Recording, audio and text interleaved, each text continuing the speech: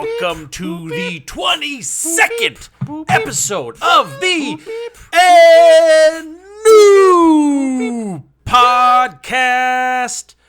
My name is Steven, joined as always by producer extraordinaire Kelly and the host with the most, Morgan, in the house. Let's get to it. Super Bowl Sunday. As we are doing the show, it is on in the background, watching the Super Bowl. Who takes it? Patriots or them Rams? Only time will tell. We're coming to you live from the Super Bowl. Radio Row at the Super Bowl. I don't know how we got here, but man, we made it somehow. Big weekend of fights. We had bare knuckle boxing. Huge UFC card went down in Brazil. And obviously all the wrestling we had this week with the Royal Rumble show happening last week. I'll touch base on the Royal Rumble. A week ago was the Royal Rumble, and it did not disappoint. Oh, man, let's get to some news here. Tons of shit to talk about. Let's do it. Verdum is one of the biggest advocates right now to get out of the UFC. Guy wants out of his contract, and I think it may have to do a little bit, obviously, with the ban, 100%, but I think it has to do with a little bit with the preferential treatment we have seen towards John Jones' piss tests and Verdum's piss tests. He's also saying that his first test had failed, but his B test actually came back clean, and that's why he's mad, because his B test, the exact same thing happened to John Jones.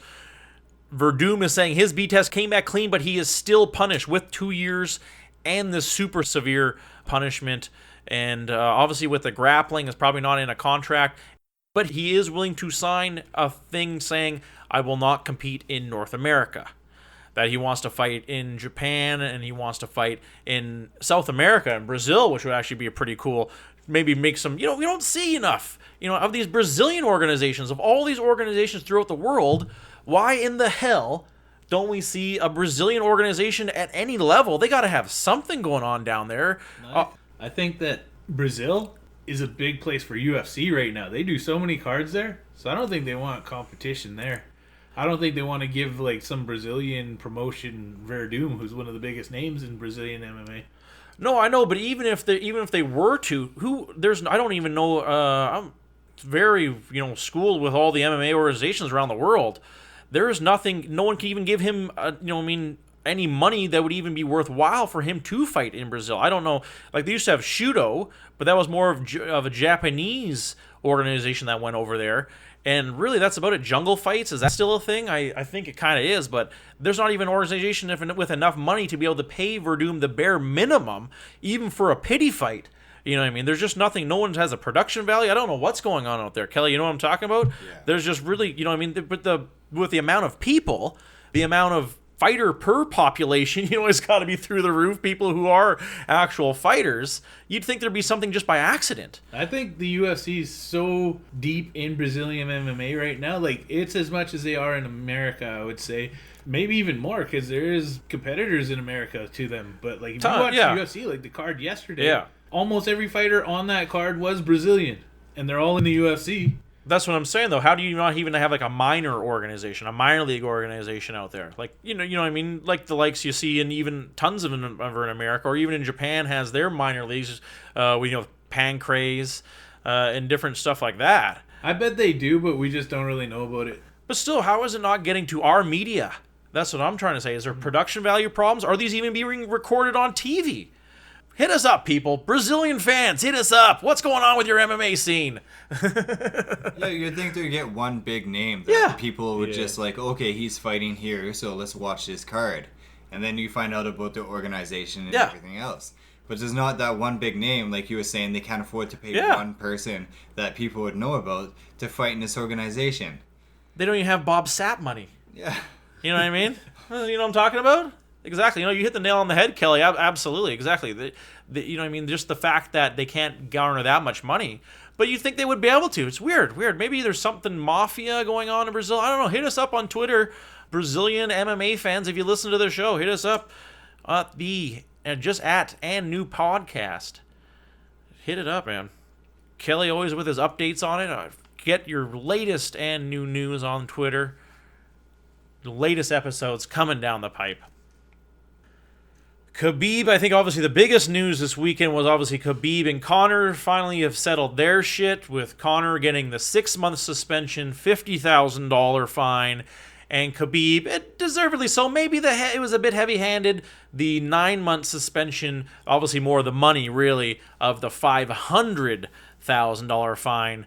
That is a kick in the pants. I thought that was a bit heavy-handed. He was 100% the instigator. There would have been no fracas afterwards had it not been Khabib.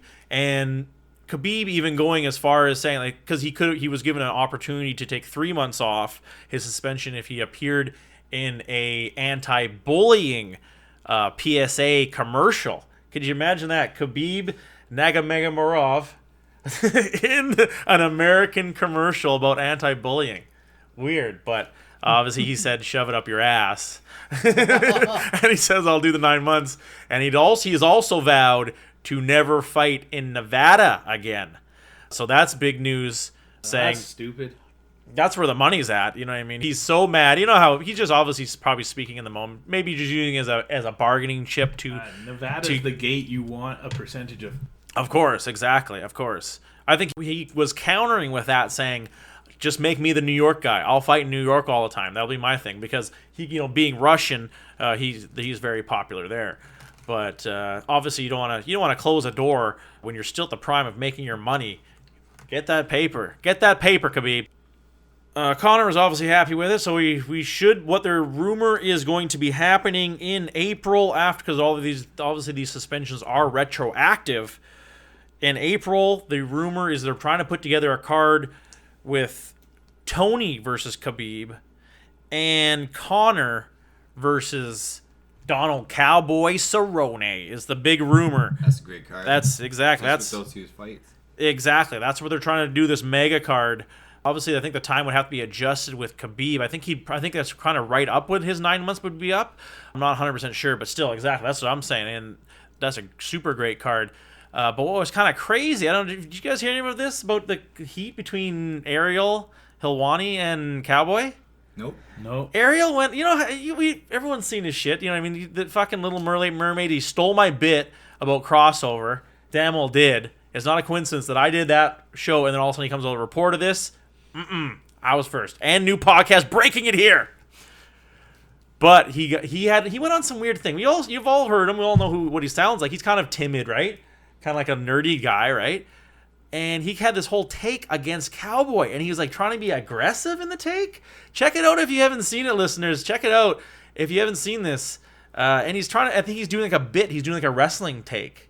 It was what he's doing with it a little bit. And he called Cowboy weak in it. He said calling out Conor was a weak move.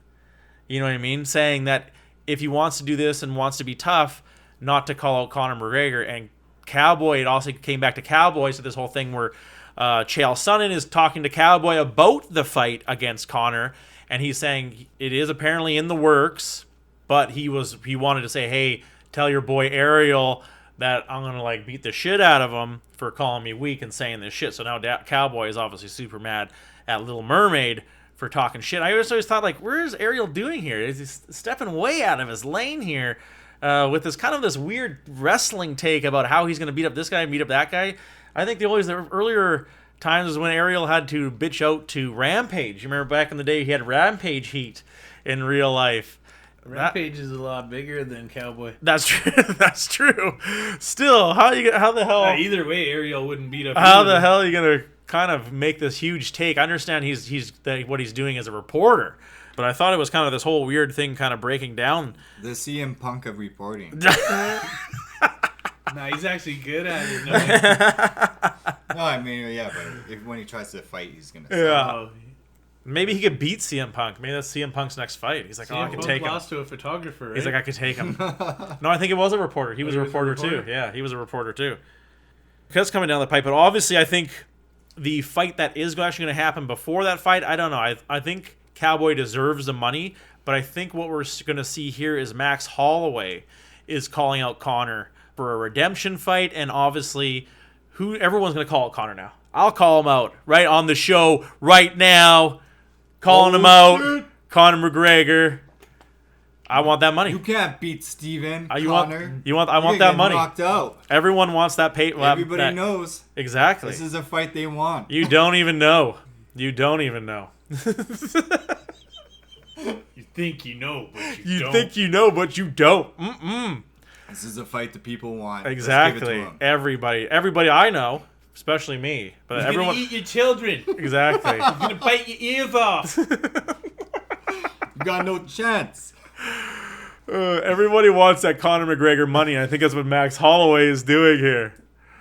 Max Holloway wants the paper, as does Cowboy. Everyone wants the Conor McGregor money, where you're going to get at least probably $1 million. I think that's probably the bare minimum you get to fight Conor McGregor. To be the guy, win or lose, would be a easy $1 million, which is huge in any fighter's paycheck. And then also, maybe you can get in some pay-per-view buys. Let's do it, Conor. You heard it here, buddy. You ain't nothing. It's kind of good for the sport, in a way. You know what I mean? That these guys are going to get paid. I think that's what the nice thing at this is that guys who didn't get paid, and deservedly so should, at least maybe they can get their money from Conor. And, maybe we'll see a good fight. I think Max Holloway is a good fight, and I think Cowboy would be a good fight. I think they both match up well, obviously being a striker fighting a striker. You guys have to be in my corner then. Hell yeah. All man. right. Let's do this. I want to be super close when you knock out Conor McGregor. First round KO. I'm calling it right now. I'm bringing a dolly. Wow. Yeah, oh, that's right. man. Don't worry. Yeah, what are you going to do when our dolly is bigger than your dolly? Yeah. You got those. Respect the dolly. Exactly. I named mine Dolly Parton. Snap. Big matchup this week coming down the pipe, obviously, was John Bones Jones is going to take on Anthony Smith coming up. UFC 235. Pretty excited for that fight. UFC 235 really shaping up to be one hell of a massive card. They were doing a whole whackload of the build-up for this card, and man, it's mega stacked. Take a look. And also the Tyrone Woodley versus Kamaru Usman fight is also on that one for 170. Lawler versus Askren's also on that. Oh, and Jeremy Stevens versus Zabit Magomed Sharapov. That's going to be a huge fight as well. Magomed Sharapov. All these Megomeds. Holly Holm is also on the card against Aspen Ladd. Holy shit. Super stacked. Oh, even OSP. OSP just fought. He fought on the last card, too. And this one, when is this one here? This is just in March. So he's going to fight 2 times in a month. Obviously, he destroyed Corey Anderson. We'll get to that later in the show. OSP takes on Misha Kirkunov, Canadian immigrant. Very, very tough dude. Cody Garbrandt is even on that card. Pedro Munoz. This is fucking stacked. Where the hell is it? Oh, it is in Las Vegas. Top to bottom. Garbrandt on the preliminary? Yeah. Crazy. I know. He was a main eventer. And I've been announcing all these through the weeks too, of all these different announcements, and now it's just all adding up at one fight. Oh wow, even Frankie Sands versus Marlon Vera. That actually be a good fight. I believe they fight at 135. That actually be a good fight too. That is insanity. Talk about a stacked card. That's like a System of a Down album from the late 90s. Fuck, it's crazy. Stacked. Goes down May 2nd. But now they have one hell of a headline. Is this too early for Anthony Smith, guys? What do you think? You know what it is? That's the Cinco de Mayo card. Always the Saturday closest to Cinco de Mayo is a huge boxing card. Wow. Every year. So the UFC usually makes a pretty big card that weekend too. Good call, Morgan. And UFC very popular, especially in the state of California. There's tons and tons of Spanish Mexicans. You know what I mean, and love their MMA. Man, can't wait for that card. Shit, coming down the pipe. With the 170 announcement in solid stone here, we have Dana calling out Colby, saying, since you turned down that fight against Woodley when we wanted you to fight him in, I think it was November or something, you now have to go back in line.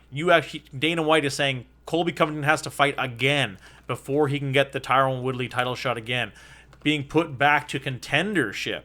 You know what I mean? Pushing him back down the line somehow. The guy went from being the interim 170-pound champ to now having to fight somebody else in a title eliminator to get up there. And who does he take? You know what I mean? At 170, there's so many guys, but this kind of ties it up. There's a lot of the dancing partners are tied up. Woodley's tied up. Lawler's tied up. Ben Askren's tied up. You know what I mean? Usman's tied up. And Wonder Boy's tied up. Cerrone is kind of that guy who bounces in between. Nate Diaz hasn't really been around. Who's really going to be his dancing partner at 170 to even say, hey, I've beaten up somebody who is worthy for that belt? Does RDA got to fight? I think Rafael Dos Anjos, I like that one, but he'd already beat him, though. You know what I mean? He's already beaten him, and he got his butt whooped, too, just recently by Usman as well. So, tough one. Who do you think, Kelly? Who do you got in your mind there, man? Putting you on the spot on this one. Maybe Wonder Boy. He's fighting Showtime, though. Oh, exactly. That's what I'm saying. There's so many guys at the top 5 that are tied up right now. It's just insanity. This kind of shows the favoritism that the UFC shows, man, because he just injured himself. It's not like he's like, I don't want to fight. Yeah. He's like, I'm hurt. Like, how many people have said that and still got to fight later on? Exactly. Most of the time they postpone the fight, reschedule it. Yeah, exactly. No big deal. Exactly. Guy's injured. He's injured, right? You know what happened there? He pissed off somebody, and they're not giving him that fight. I think it could be a product of how stacked that division is, though. Mm-hmm. Like, you just named off a bunch of pretty good guys that are all in that division and all have fights coming up. Exactly. Maybe they'll see where the dust settles, and then we'll see who gets to fight who. Maybe he gets Askren or Lawler. You know what I mean? Maybe that could make sense. You know what I mean? But even at the lower levels, you know what I mean, to have that kind of that guy that wants to square up with him would be a tough one. I think, even Rafael Dos Anjos isn't a terrible idea. Maybe he'll fight in the title eliminator with whoever wins between Robbie Lawler and Ben Askren. Even for Robbie Lawler to get that opportunity is it's kind of weird. 170 division has always been one of the strongest divisions for the UFC, and just because it's the most average size, I think especially when it comes to fighters. We were spoiled through our era, gentlemen, with the Matt Hughes and GSP era, which was just so good for so long. And now I think maybe they're just having a hard time finding a good fit. And I don't think Tyron Woodley is the fan favorite enough to be able to be that guy who's gonna take this division and make it the headliner again, which we don't see it as the headliner here. Maybe Darren Till. Darren Till, good one. He's fighting Jorge Masvidal. I'm sorry.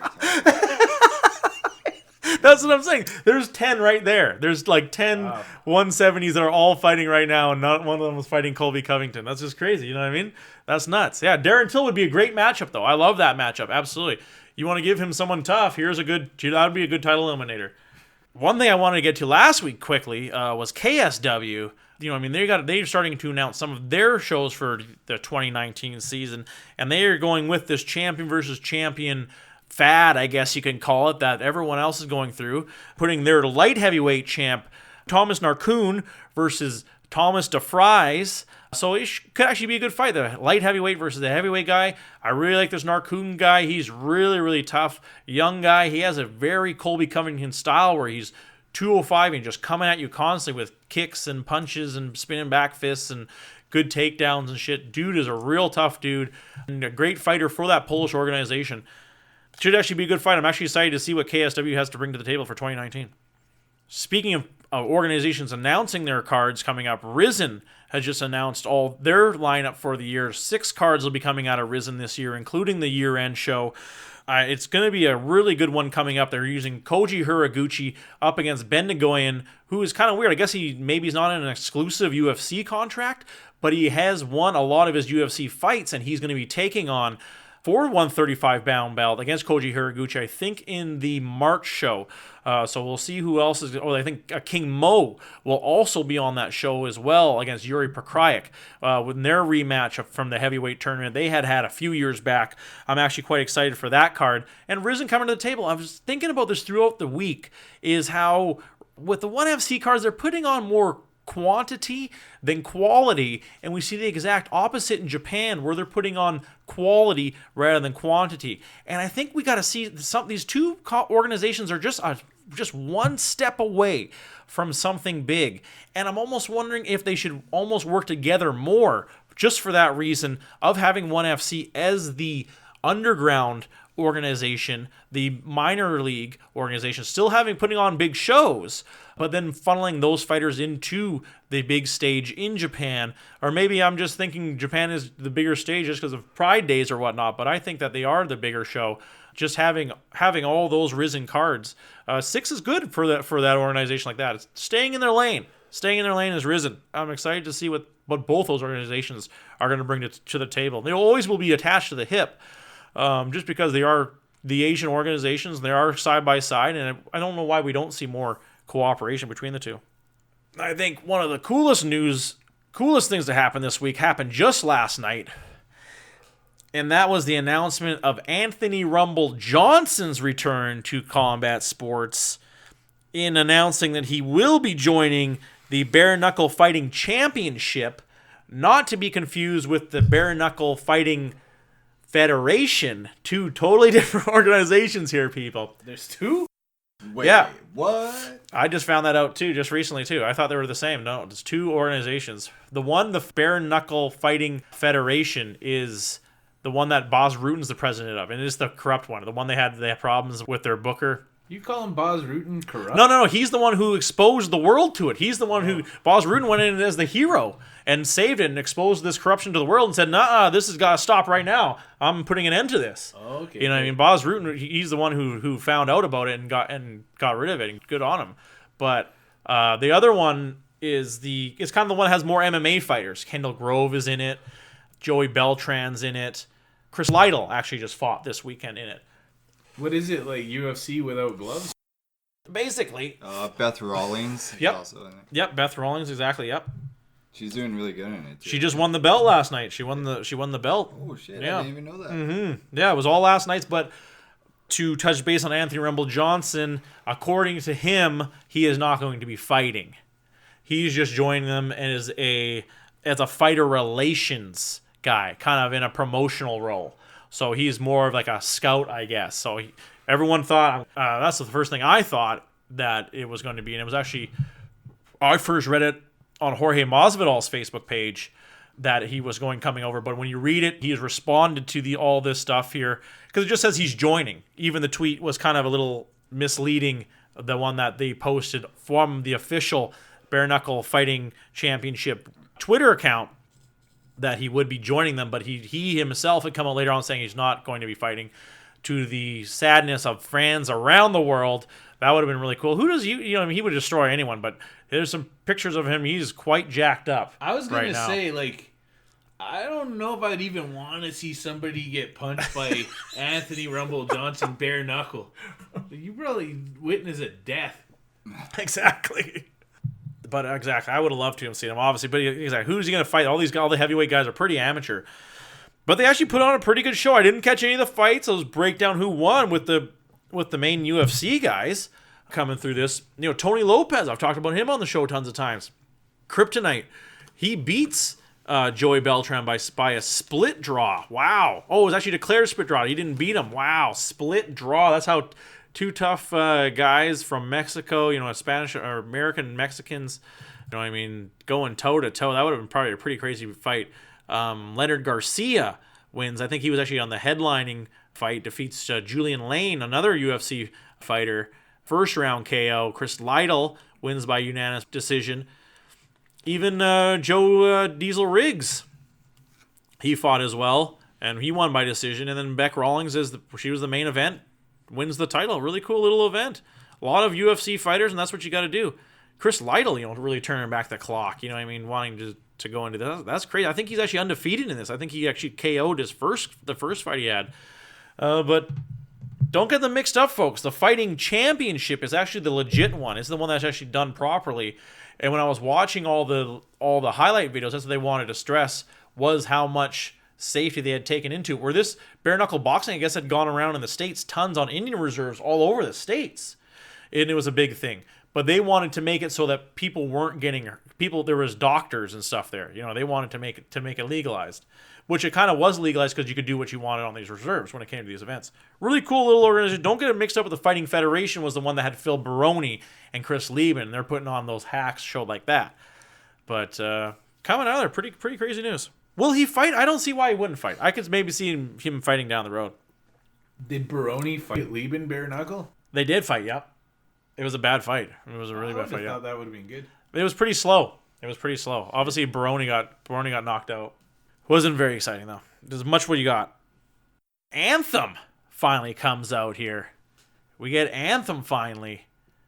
You guys know what that game is? You guys checked it out? No. It's really, really cool. It's kind of like a mixture. Just the demo's out for everyone to play, so they can work out the bugs. And obviously, make it kind of like a teaser for people who want to get the game, which I'm probably pretty sure I will, just because of how good it is. So it's like you get like a suit, Morgan. Like there's different suits. So they call them javelins, and they have different attributes you can mix in and out, and different weapons you can use in and out. So it's like totally like a mixture of. It's kind of like Destiny and Titanfall, kind of. In your suits. And remember those arcade games you used to play like with the 2 joysticks and you were like these fighting robots and it was all like there used to be 4 of them in the arcade and you'd fight all your buddies, you know what I'm saying? Do you remember those games? Yeah. Kind of like a mixture like that a little bit. We were dashing around but there's so much different stuff you can use, different stuff you can do. It's actually okay. You go around doing missions and just flying around killing dudes and doing different missions like defending certain things as a team, or you can just free roam and come up against bad guys in some ancient ruins or some shit like that. And it's not a bad game. Not a lot like Destiny. Check it out though. Obviously, if you're on the fence thinking about checking it out, check it out. Anthem is definitely, since the demo is out right now, it's well worth it. I think I'm gonna get it. I think I'm gonna get it. It's that fun, and just how disappointed I am in the Fallout game 76, and it's the crap fest that has been.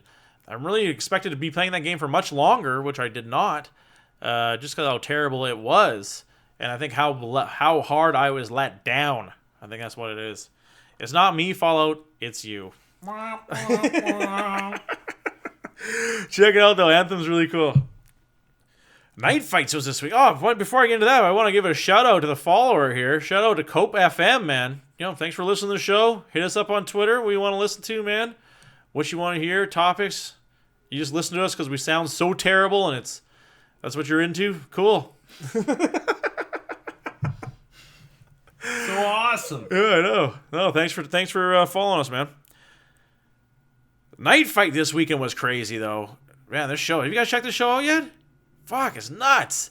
I won't get into it too much. I went over all the rules and everything like that, just kind of what it is. It's pretty much the same, you know what I mean? The 6-person battle is still super, super nutty. This one dude entered when he had just had his cast off for like 4 months and comes into this thing and he had like a pin in his leg. He got his leg broken so bad, and here he is trying to fight on this because it's a big opportunity, obviously, for these people. You know what I mean? They probably do this shit for free. You know what I mean? They probably go around fighting each other for free.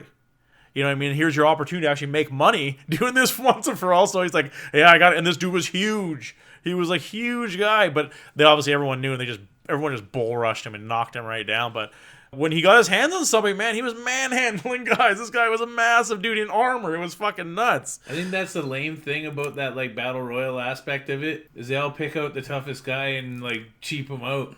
Still, the tough guy is the guy that gets out of it. You can only do so much of it, right? Because you kind of gas, so you can kind of weather the storm because you're battling with his armor. And that's what the guy who won this one was also a huge beef of a dude, Bill Bam Bam Woodbury. The guy was massive. I think he was like 267 and like 6'7", but his punches, that's what this dude did that I have not seen on this show yet. He'll just straight up fucking punch you, and his punches are huge, huge fucking haymakers. All his punches, and that's what's fucking people up. Not him hitting with weapons, him just walking up to a dude with a huge gauntlet and cold cocking them. You know what I mean? But he's like rapid fire punching, and like some of these dudes can only swing their weapon a few times because they're probably wearing like 100 pounds worth of shit on them, right? You know what I mean? So this dude, watch out. He's gonna be a killer. Like it.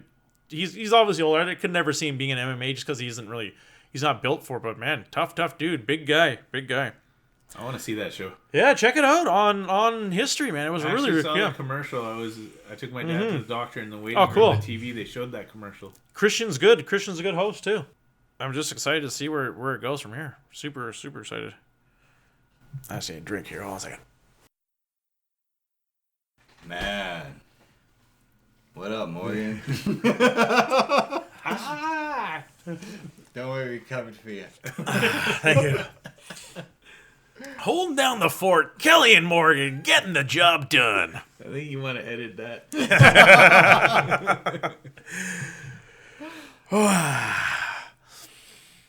Let's get into some UFC. Fight Night, Asuncao versus Moraes. Probably the best card of the year so far. Like, what a stacked card for a fight night. Fight Night 144 going down in Fortaleza, Brazil. Man, did it not disappoint. It was just so many Brazilians on the card. It was fucking stacked for free. Well, it was free up here, America. Am I right? We get it free up here. Sorry for you guys. You can always stream it off of us. We'll allow that. Tons and tons of Brazilians, obviously. What we talked about earlier in the day, Morgan, was how usually in these Brazil cards, they have so many Brazilians versus Brazilians. And usually in these cards, they'll have, a Brazilian versus an outsider, which I think really works well. But I thought maybe this is just like you were talking about earlier, the amount of talent they have in there. They had really no choice but to cram all these Brazilians together. Let's bring it up on the big board. The new podcast big board. Breaking it down here. UFC stats. Let's see here. And a spinning back kick from Sayad Nurmagomedov. Really, really cool spinning back kick. Spinning back kick and then punches. Yeah, he caught him right in the gut. And man, did he ever go down. Oh, Junior Albini makes it 3 losses in a row coming down here against this guy. I've never even heard of this guy. Jarzulio Rosenstruck. I'm sure I'm pronouncing it super, super wrong, but I guess I think is undefeated in his UFC. Let's break it down. Big boy Rosenstruck. He's from Suriname. Oh, it's Biggie Boy. Biggie Boy. Yeah, dude's undefeated 7-0. We'll have to watch out for his fight next time. That was his first UFC fight. All other fights are by finish, and he did not... he actually fought in Risen by split decision. Other than that, he's been knocking dudes out. And Junior Albini, worst nickname of all time. Remember his first fight? He came in, he almost was wearing a diaper. Do you remember that? Oh yeah, Baby Albini. Yeah, I that, know. yeah. And his nickname was Baby, but apparently it wasn't on purpose. It was pretty rough. Weird build. Probably the fight of the night I thought was Thiago Alves versus Max Griffin. Did you guys catch that one? Fuck, it was crazy. Dudes just went toe to toe. I don't think I saw that one. I only saw the main card. It was a goddamn war. First round, it was so crazy because first round went to Max Griffin. Second round, Thiago Alves somehow turns back the clock, kicks into second gear, and starts landing and just kind of swarming him. I was surprised. I would love to see the stat output of Thiago Alves. 2 punches, especially 2 punches landed, because he was landing a ton in the second round alone. It was crazy. So, and he definitely won the second round. So they're going into the third round, split 1-1. It was tough call. It was tough to say who really got it, but I tip my hat to Thiago Alves just for more output. Where Max Griffin did score a few takedowns in the second round, but he was kind of on his back heel. So tough split decision for Max Griffin, but Thiago Alves found it, man, and he actually put on a good show. They had some weird ones, I thought, on the main card. Maybe they were making time. It was that Talia Santos versus Mara Barella. Oh no, it was Livina Souza versus Sarah Fronta.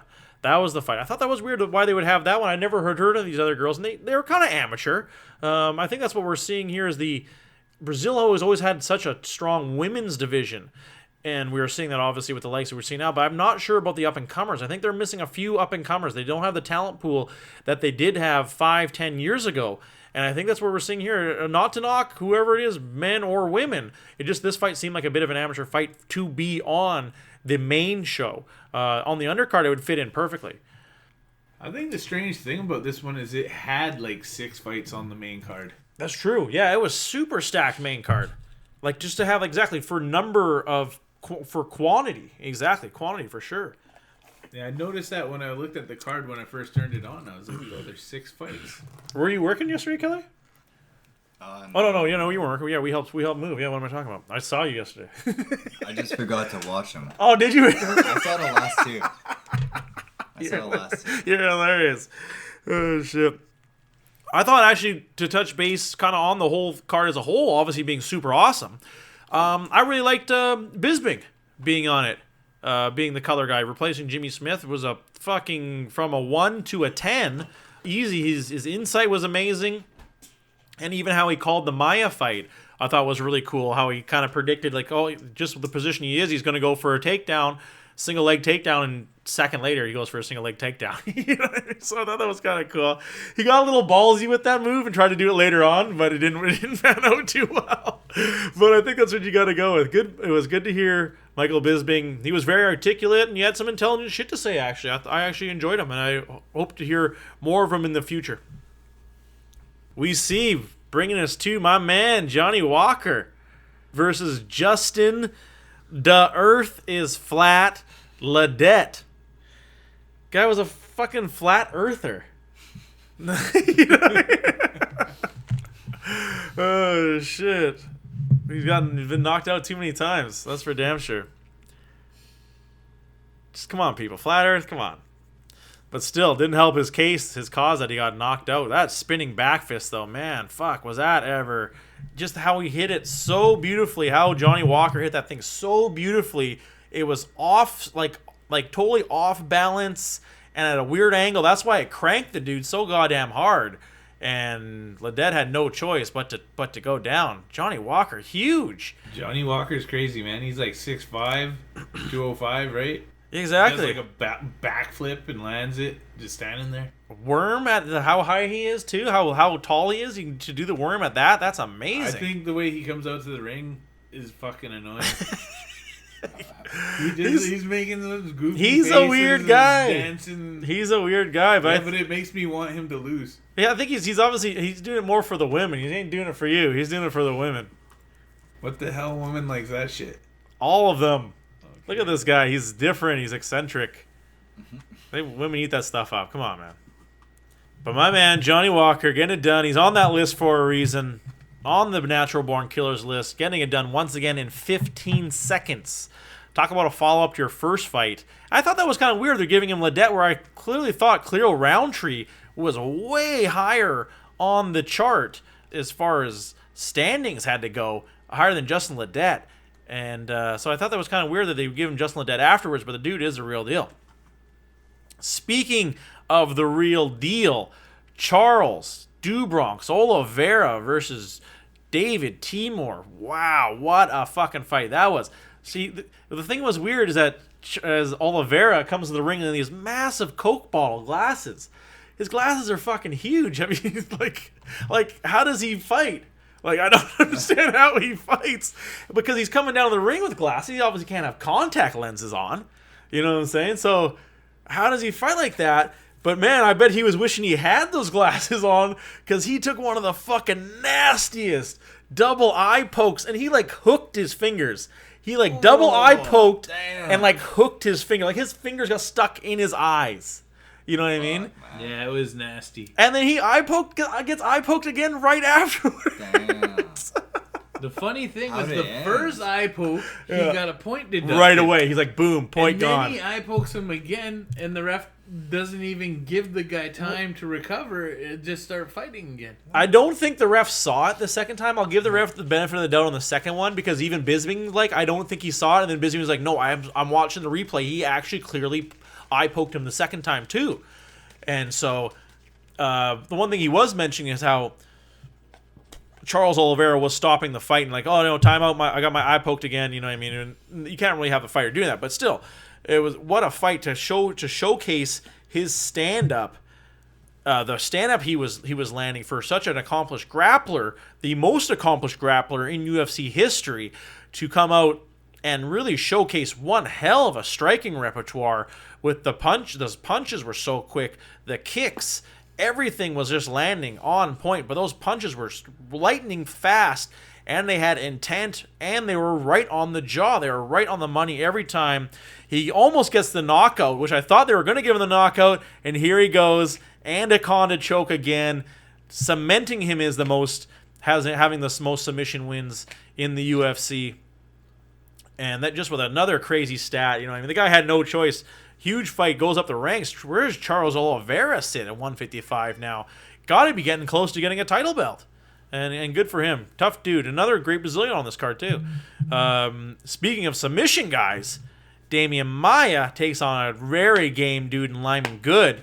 Coming off, you know, Lyman Good had a huge, really, really bad injury, but to come back, just a total specimen of a fighter in Lyman Good, but Damian Maia, just too much for him in the grappling department. Another dude, I think Damian Maia has now 12 submission wins in the UFC too, so the repertoire and the dudes he's choked out is just endless. Let's break it down. Damian Maia, we don't talk positive about the dude recently. He's up there, 41 years old, breaking a 3-fight losing streak, coming through here with a huge, basically a must win over Lyman Good. All of his losses are decision, and he just fought the top 3 guys at 170. Which, you lost to him all by decision. That's not terrible. You know what I mean? Tip my hat still to him, even though he lost handily in all those fights. But, you know what I mean? All 3 dudes, all American wrestlers, all 3 of them. It kind of tells you what works good against jiu-jitsu. You know what I mean? It's just being strong as hell, an American college freestyle wrestler. All by decision, like I said, they did nothing fancy. He beat Jorge Masvidal all by split decision. Good fight. Chokes out Carlos Condit. Chokes out Matt Brown. Beats Gunnar Nelson, who's another jiu-jitsu ace. Choked out Neil Magny. That was a big one. Beat Ryan LaFleur. I remember watching that one. That was probably that was a really bad fight that he probably shouldn't have won, actually. Still was a tough call on that one. Kind of fights kind of a nobody in Alexander Yakovlev. Loses to Rory McDonald. Loses a split decision to Jake Shields. Man, the guy's career just is absolutely endless here. And it's 13 submissions. That's crazy. 13 UFC submissions. That's nuts. My favorite Damian Maia fight. Don't even. Was the one against Nate Marquardt. I know you're going there. Mine was Kobe Cunningham. 10-second knockout. No, you love it because we were at a party and I get up, go to the bathroom, come back out, and the guy I bet on, Damian Maia, to beat Nate Marquardt is on the ground counting stars. I was like, great moments in MMA. That's pretty good. Yeah, it wasn't funny. It was one of those. It was like kind of like before the PVR era too. I think. When was that fight? I went out of it. Yeah, I don't think I had a PVR at that time. No. We were watching it here, I remember. Yeah, quite some time ago. Good finish though for Damian Maia. Must-win fight. That brings us to the co-main event of the evening. Jose Aldo versus Renato Moicano. Really good fight. It was a really, really good fight. You caught that one, Kelly? Which one, sorry? The second one, the Aldo fight? Yeah, I saw that one. Sorry, I just kind of zoned out. No, it's all good. That one was awesome. That one was really good. Great. They had that first feeling out process and then the second round. And I really noticed was the size difference between those guys. That's what we're seeing, these new 145s. You remember when Jose Aldo was just destroying anybody that would come near him? But the dudes we're seeing at 145 with the Yair Rodriguez's, Max Holloway, and even this dude, man, this guy was a real big 145. I think maybe he was a bit starstruck, but it was enough for Aldo. Aldo caught him in the second and just really swarmed him after that. What I thought was the punches that Aldo was throwing. He was really, normally he mixes in a lot of kicks. He was just going super punch heavy in this fight, and it shows it worked. Maybe that extra little ebb in his game kind of threw him off for the tape he had the library of tape to watch on Jose Aldo. Maybe he threw a little bit something different at him and he wasn't prepared for it. Good win for Aldo. Still kicking and still got a few fights left in him. He says he wants to fight in May again, so that should be interesting.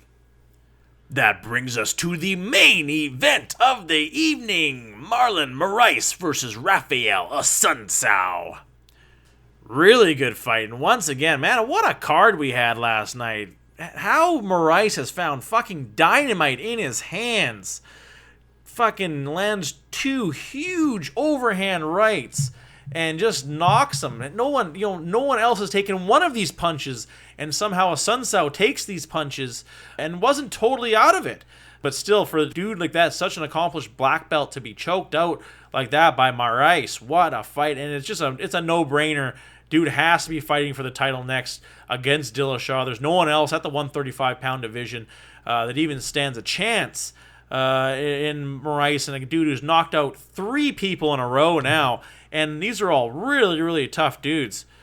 Let's break it down here. 6 degrees of separation. Marlon Moraes. Magic. Magic Moraes, not a bad nickname. 4 wins in a row. Even he beat Dodson by split decision. He lost his Sun Sao in his first UFC fight. But that's you get those jitters. You know what I mean? First UFC fight's hard for anybody. Yeah, split exactly. We were talking about it before the fight on the broadcast, saying that it was super close. Yeah. That some people thought he should have won it. Actually, they really traded in that fight, and it was actually a really, really good fight. Had just kind of was really tearing up in the WSOF before it kind of went under and turned to the PFL. But just beating everybody up in that, shouldn't be totally surprised. A little bit of Shudo there. But, yeah, really, tough dude. Marlon Moraes getting the job done. But does Dillashaw, I got to ask you guys, did Dillashaw fight Cejudo first, or does he fight Marlon Moraes? Kelly, who do you think he fights? I think he should fight Cejudo first. Keep the 125-pound division relevant just for a little bit longer. And then, let the other guys fight it out for a while. Not bad. Who do you think he fights, Morgan? I think he should fight Cejudo at 135. Mm-hmm. That's what Cejudo wants. Cejudo just beat him. Why not? Yeah, that makes more sense. I think it's more marketable, too. Moraes is a good fighter, and hey, man, he might be able to beat Cejudo and Dillashaw. But I think right now you got to go with that fight first. Moraes will have his time. No, I totally agree. And I think you guys make the best point that it's best for business right now, especially for the 125 division, keeping it even somewhat relative. And I think a lot of people were obviously excited by the first fight. It made a little bit of a shockwave through the world for people to want to watch it. Super Bowl going down. We were just regaled by Maroon 5's amazing halftime show. I know Kelly is more excited than someone using the Bowflex for 14 minutes a day and getting amazing results about the Super Bowl. Kelly loving football and the Super Bowl especially.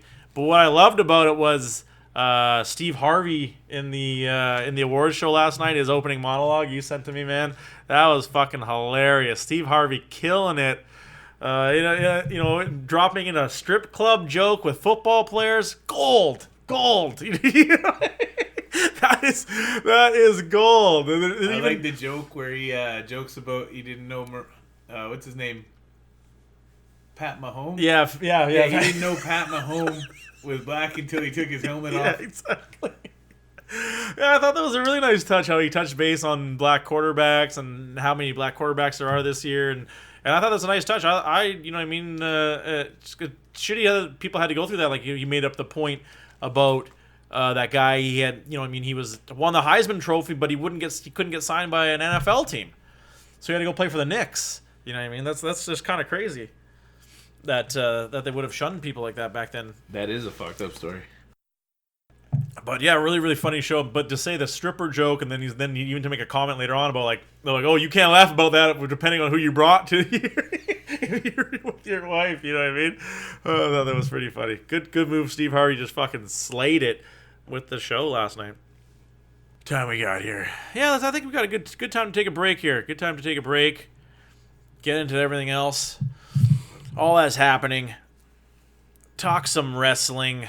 Still got the Royal Rumble to talk about and what's going to happen next week. We will be right back after these brief messages.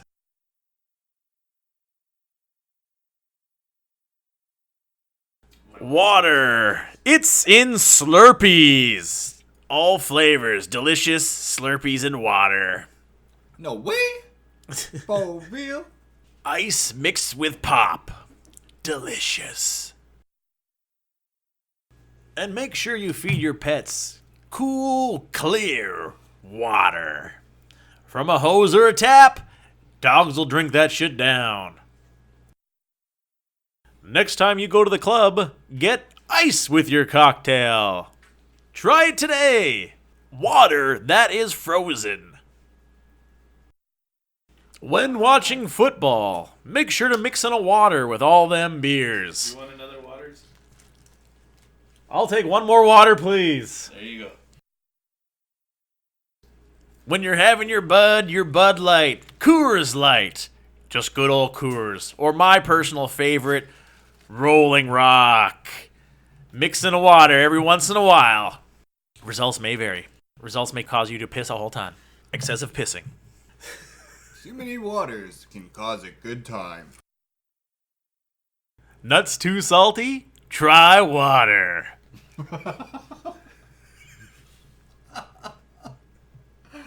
Helping with salty nuts since 1913.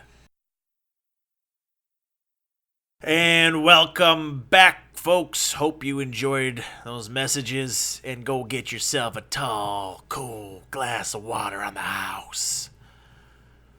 Before we get into the wrestling this week, I want to get into my take. I just always like to bring up something silly to talk about with my take, whether it be serious or whatever. Always cranking out the bullshit. This week, with the new Titan games. Have you guys checked this out? Titan games? Rock is the host of it. Morgan, have you watched it? I've seen commercials, but I haven't actually seen it. It's on Thursday. I watched it. It's okay. But with that and like the night fighting show, what we need to see here is to combine two of my favorite things of all time. Number one, obviously, and well documented on the show, MMA, and number two, game shows. MMA game shows. I don't know how this idea came to me this week, but you can go two different avenues with that. Okay, two different avenues you can take. First avenue, obviously, would be to have MMA fighters, right? You know what I mean? MMA fighters in like a challenge game show, like American Ninja Warrior or like the Titan game show where they got to compete obstacles, but at the end, the two winners have to fight each other. Huh? What do you guys think? Good idea? Excellent. I'm taking this to Hollywood. I'm taking this to Hollywood. It would be a cool show. Yeah. But I don't know the legalities behind it. Like what kind of insurance you would have to get and how expensive that would be. I'm sure it would be no more than what they have to do now. You just have to have you'd have to do it in sanctioned states, obviously. You would have to definitely get them to sign a waiver form. Mm-hmm. I think it could work. Maybe like on Netflix or something. Maybe not on a network TV, right? Live TV. I'm going live with this, baby. Live? Yeah, I'm going live with this.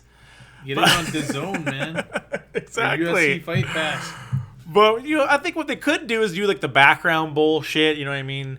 And tell the story of the fighters. And I think that's what people want to see. That's what I want to see. Is the fighters, their stories? You know what I'm saying? What kind of stories they have? They're a dad, or they had a tragedy when they were young, or some bullshit like that, or they were bullied. You know what I mean? Crap like that. That's what I want to see. And I think that's how you can do that with this show, is by showcasing these guys' real lives, or real people who just, they had a love for something and decided to do it. The guy could be some bad gangbang criminal, you know what I mean? On the show. It could be that for all we know, you know what I mean? That's his whole background. He was in prison for a long time, and here now he's on a game show fighting and doing obstacles. Who would host it? Yeah, good question, man. Yeah, that's a great question. I'm going to go Randy Couture. He's a little bit too boring for me. I think I would go Bas Rutten. Bas Rutten. I don't know why Bas Rutten isn't more popular in American media. Do people find him hard to understand? You know what I mean? Hit us up on Twitter if you're from America. Do you find his accent hard to understand? Because that's what I've heard from other people, is they can't understand what he's saying. I'm like, I have no clue what you're talking about. Easy to understand. Yeah, exactly. Well, that's just weird. Bas Rutten would be good. Bas Rutten's a good choice for anything. Who do you think, Kelly? You got anyone on the top of your head who could be the host of the MMA American Ninja, American Mixed Martial Artist Warrior? Come up with a better idea. Gina Carano. Wow. That'd be a great choice, man. I think it would be kind of cool if Bas and Gina co-hosted like Pat Sajak and Vanna White. Yeah, we're making up some good ideas on this show. We got the shit copyrighted, people. Exactly. Oh, shit. But I think that'd be cool. Like, just different things. The Titan Games is kind of cool. I thought it was going to be a bit more like... American Gladiator. But it's more like super strong guy versus strong guy. And they aren't even really that tough. That's what I thought when I was watching the show. The Titan Games, I thought, I could do this. You know what I mean? American Ninja Warrior? No way in hell. That's way too good. I can't do American Ninja Warrior. That shit's... If I worked out, maybe I could do some of the American Ninja Warrior stuff, but that's a lot of upper body. I'm not that... I think that might have an appeal to it to a lot of people, though. Mm-hmm. That's what I'm saying. Something that's a regular person can do. It doesn't have to be like a freak athlete. Yeah, exactly. I know exactly. That's what I'm saying. That's why when I was watching the show, I felt like I could do most of the shit. You know what I mean? Yeah. But that brings it to the other side of the coin of my take of having amateur people join a game show where they have to fight MMA. You know what I mean? Amateur people just come into a show where they could have a fighting. That's the thing. That was kind of what the problem I had was I was flip-flopping with it throughout the week. Can people be on the show with any MMA background or any combat sports background, or am I going to allow a combat sport background, but that's it, like kung fu or karate or anything like that? You know what I mean? But I think it would be tough to do a show with someone with no combat sports in their background to even make the show worthwhile. Would just be people just punching and flailing at each other. You know what I'm saying? But I think it would be better if it was that, because if you want to watch a professional fight, wouldn't you rather just watch an actual professional fight? Whereas, like, if you just have regular people out there flailing at each other, they have a comedic value. It'd be interesting just because these are regular people. You know what I mean? Yeah, you know what? You blew my mind with that. Exactly. That's kind of why I was flip-flopping with this, how I would have it, and I think that does, because you can't have people with any kind of, because it wouldn't make for good if you have people that are somewhat good.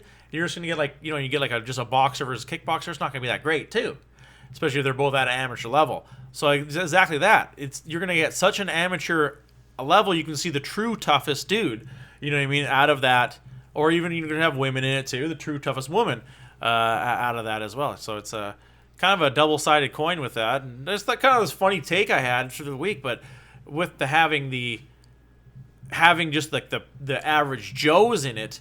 I don't know if I would do so much, you know what I mean, as like an Ultimate Fighter TV show, or to go with it as just like the game show where few people show up, you have to fight, everyone has to fight like to a tournament style, and the winner takes all. Average Joe fighting. Be weird. I don't know. Hit me up, Hollywood.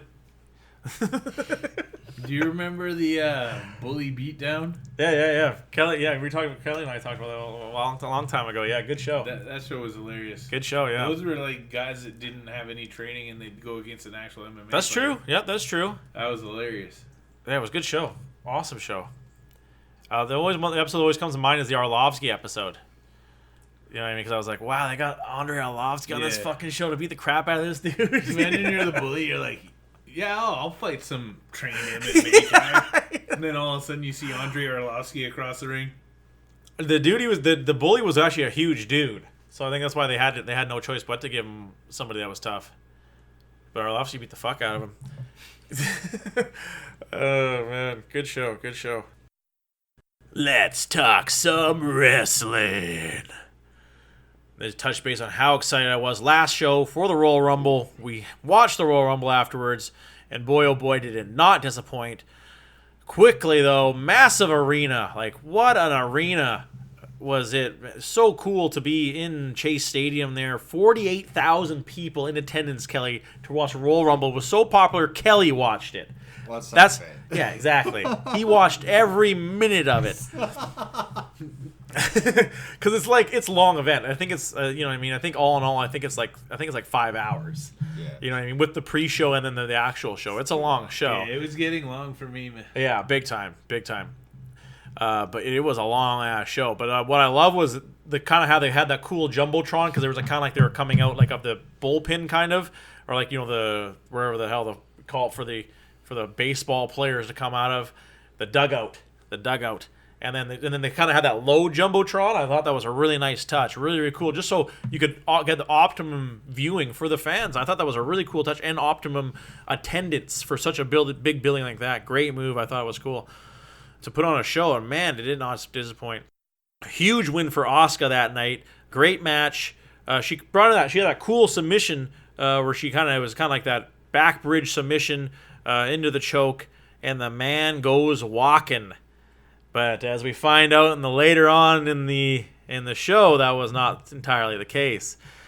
Cesaro and Sheamus with classic heel tag teams, man. They were so good, but obviously we saw The Miz. It was going to be an easy win for The Miz and Shane to win the titles.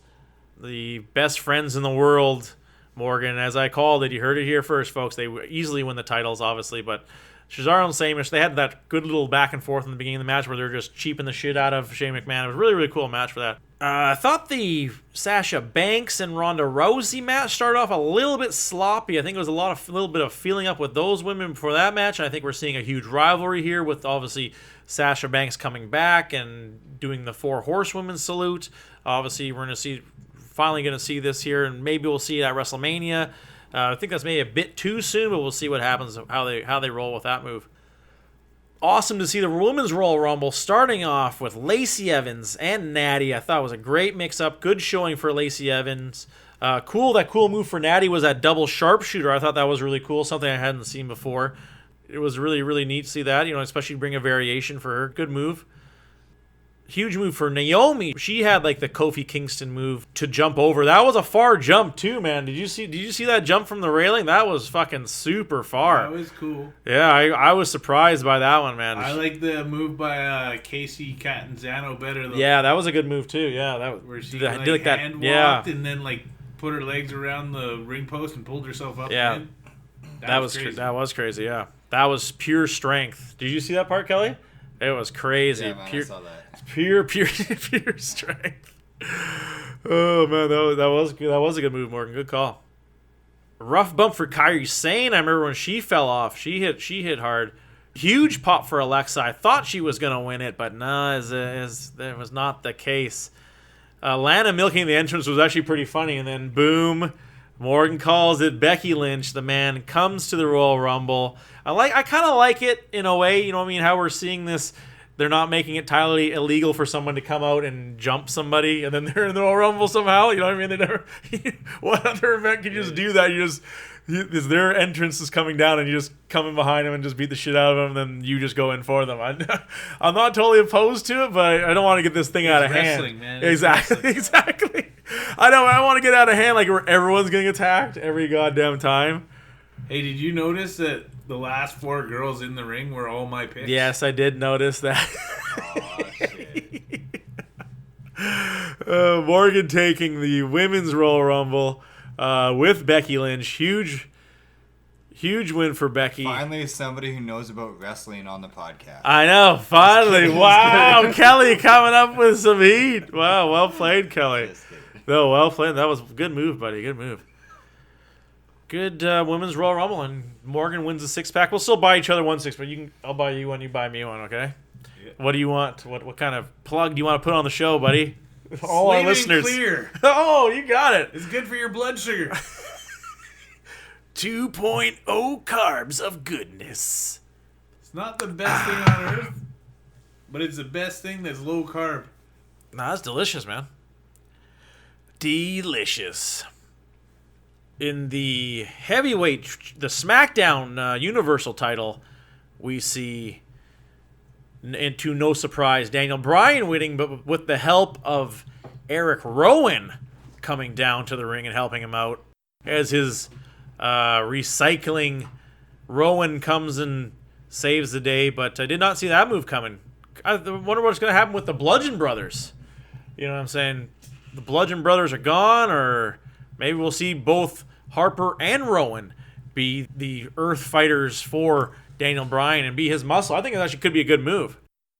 Anticlimactic ending for Lesnar to retain, obviously, but it was actually still a good match for Finn to put on. He actually did look pretty good against Brock, and Brock sold pretty darn good. Everyone always hates on Brock for refusing not to win, but he sells like a motherfucker, and he just knows how to run the business.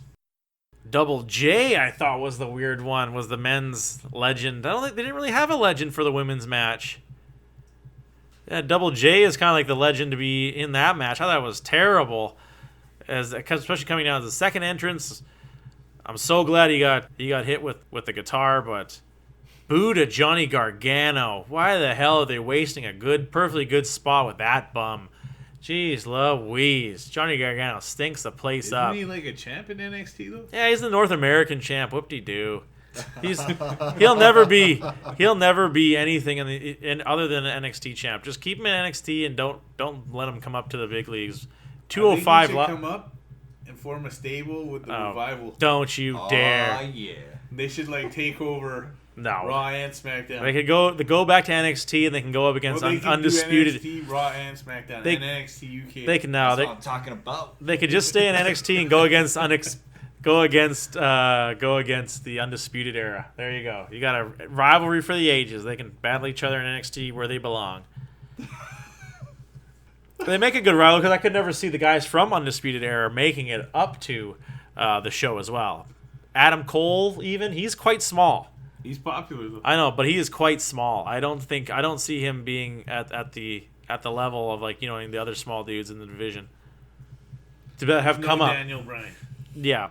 Daniel Bryan's the best little guy. I think Daniel Bryan's bigger than him. I think that's the thing. He's pretty little too, but Daniel Bryan's awesome. Yeah, he's not bad. Like I said, I'm not the biggest fan of him, but I really like what he's done. I really thought that this angle was going to be a death sentence for him, and he's actually turned it out. I'm actually quite enjoying it, actually, to tell you the truth. I actually prefer it to the Yes Movement. Yeah, me too. That's why I'm coming to the agreement as well, that I'm actually liking it more than the Yes Movement, because I really didn't like the Yes Movement, so you can really you can't go any farther down. Surprised the New Day was eliminated so quickly. It seemed like all of them had just kind of Kofi Kingston had his moment, but Xavier Woods was almost eliminated instantly, and even Big E was eliminated quite quickly as well. So I thought that was a weird move. Aleister Black was unexpected. Was an unexpected entrance to come into, and he actually had some good moves. Good to see. I can see Aleister Black in the main roster, and maybe that's what they're doing. They're trying to see the crowd reaction when a dude does come up, and then they'll obviously think about it if it would be more advantageous for the show or not. I'm not sure if Bobby Lashley was supposed to fall off the way he did. He kind of caught the ropes, and the momentum kind of knocked him out. That was kind of crazy. And Dolph Ziggler had to go and eliminate Drew McIntyre. They're still hanging on to that one a little bit. But Nia Jax attacking R-Truth. Did not see that coming.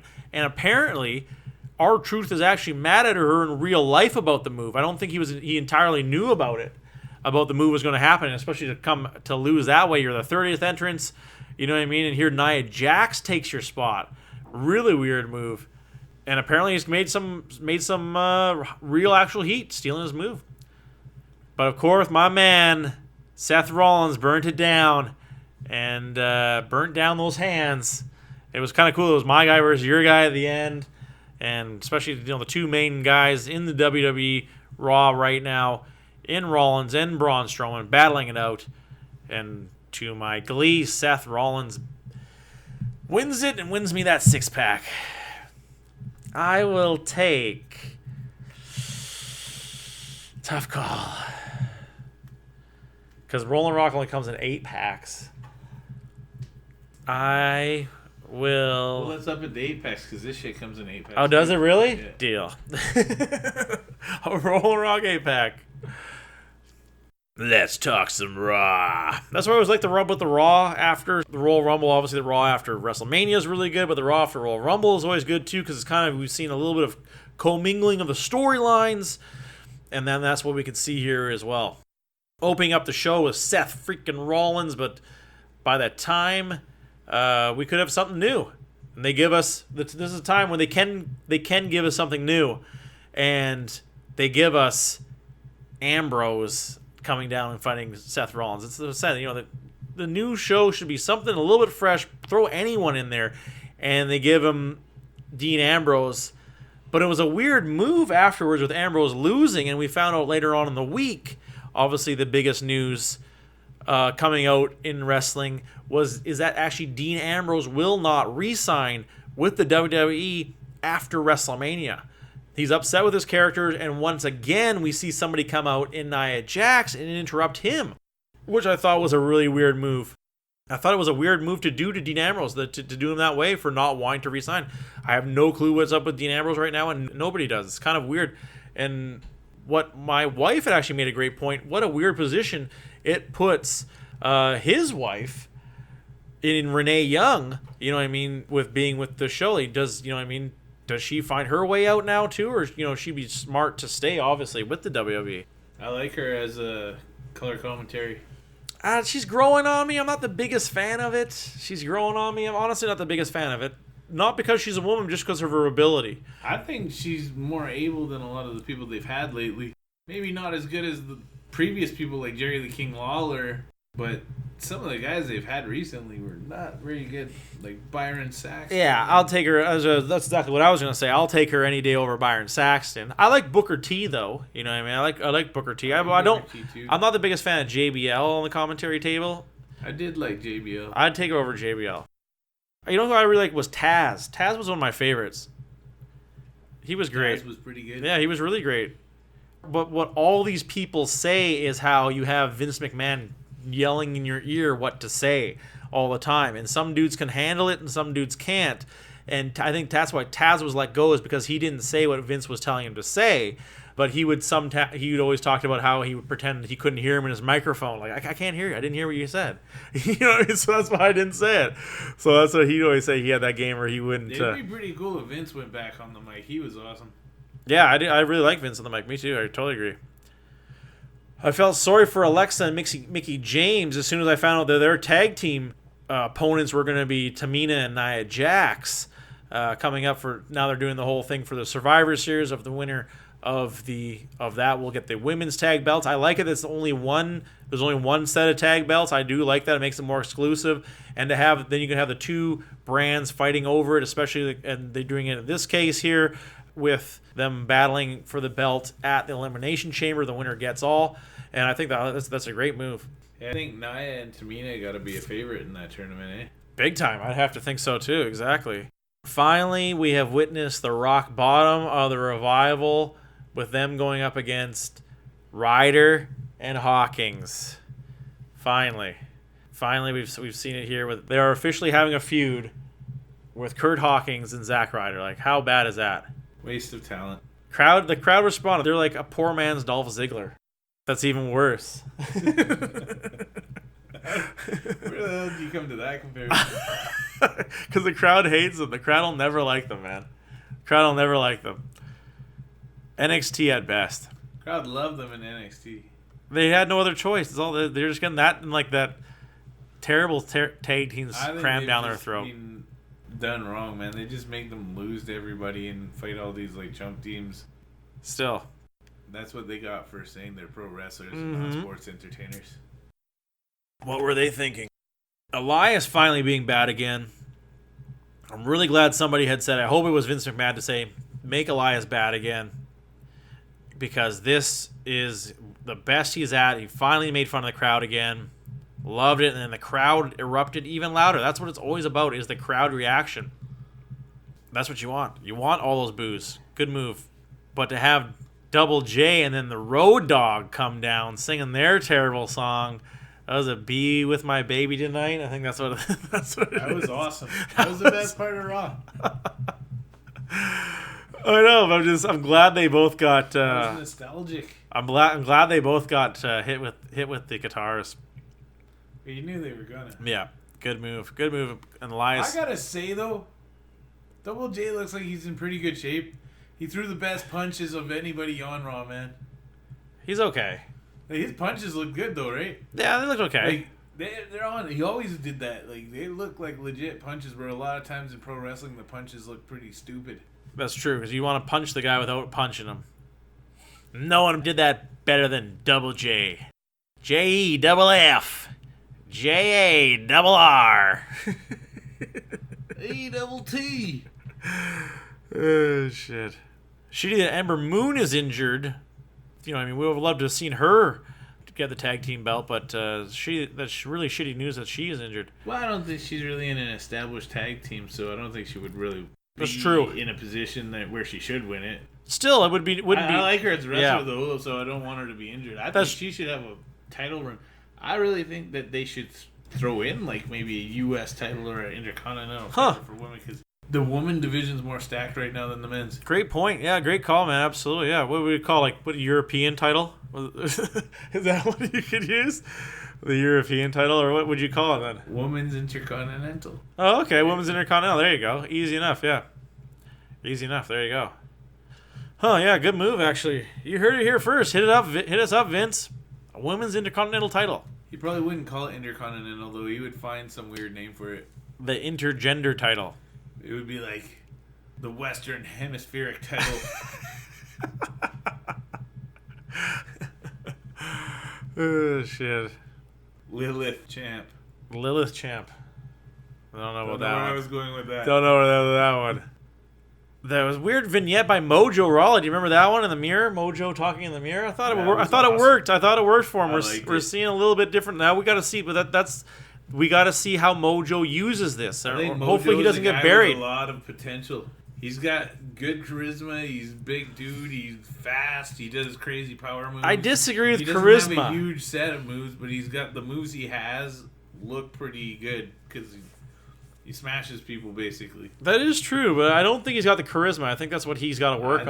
I don't think he does. I don't think he's as bad as you say. Hype Bros is rough. Hype Bros is rough. I think that WWE sees something in him, and that's all that matters. I know. I'm not hyped. Oh, shit. But I guess, to survive being a tag team with Zack Ryder, that's gonna be tough. So he must still have it in him. The Becky chants though during Ronda's speech was deafening. Like this is the first time, Kelly. Like this was the nuts. Like I always talk about the crowd feel, and that's what always makes WWE huge for me, is how crazy the crowd was.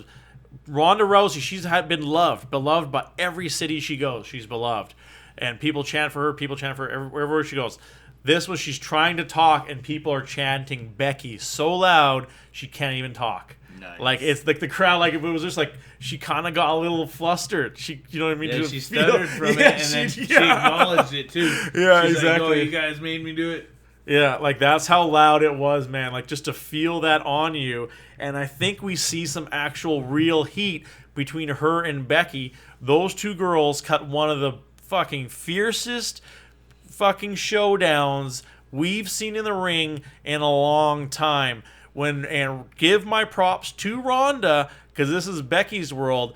Becky handled it very well, but even you could tell that she was a little bit intimidated by Ronda really going thug and getting in her face and really cutting a very emotional take. I thought that was she was mad. Ronda, as much as she looked shook at the beginning when the crowd started chanting Becky at her, that second rant she had was awesome. It totally was. Where she's like, I own the ground that I stand on, and I'm going to own you. That's pretty... And she had so much passion behind it. If someone wrote that line for her, or if she came up with that line herself, bravo to either or. Bravo more to herself. If she can, that's a pretty solid line to come up with. To say that to anybody. Whew. Hot tamales. But I think what she did best was you could even tell in the beginning when she was starting to yell, when she got into Becky's face and started to yell, she got a little bit quivery as well at that point. And I think that's what she used. She used a little bit of her fear to help her out in that situation, and it worked out amazingly. Hats off to that segment. It was one of the craziest segments we've seen in a long time, especially when it comes to women's wrestling. Amazing moment. It's real hate. Real hate. That's all I got to say. The women keep up in their game. Yeah. It's just Becky. Becky is really the Conor McGregor of WWE, where everything she touches is gold. Well, I think it's more than just Becky. I think Ronda does well. Yeah. And she did well that night. Like Sasha. Bayley had a good match, too. Yep. Well, I don't know about evil Bayley, though. That's the thing. I don't like this whole not nice Bayley. It just doesn't work. She's always got to be the hugger. Tough for her. That's a tough heel change, man. Especially for between her and Sasha. I don't think she's a straight up heel, though. I think she's kind of a tweener. I know, but that's even worse, though. You know what I mean? How she comes out of that's gonna be a tough move, man.